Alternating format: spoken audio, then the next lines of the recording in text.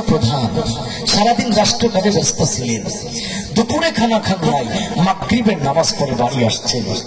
কিন্তু আমি এমন একজন রাষ্ট্রপ্রধানের স্ত্রী, এই মুহূর্তে আপনার ঘরে আপনার সামনে আমি যে দুমুঠো খাবার দেব, আমি ফাতেমার ঘরে পানি ছাড়া কোনো খাবারই নাই,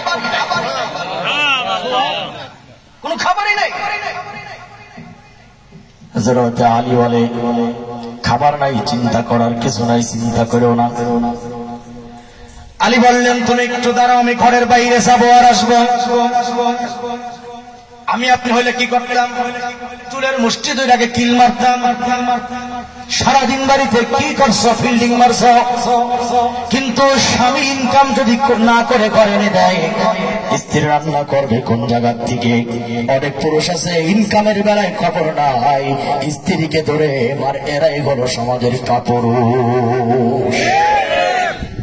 আছে না কাপুরুষ? নারীর মাথার চুল ধরে আঘাত করে, নারীর শরীরে পুরুষ বাহাদুরি দেখায়, সে আসলেই কাপুরুষ।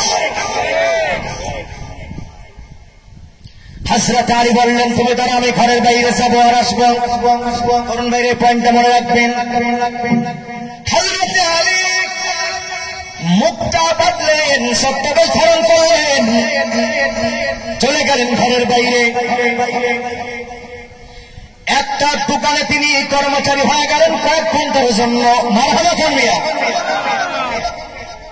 আল্লাহর হাবিব বলেন, আল কাসিম হাবিবুল্লাহ, যে ব্যক্তি নিজের হাতে কামাই করে খায় সেই হলো আল্লাহর বন্ধু।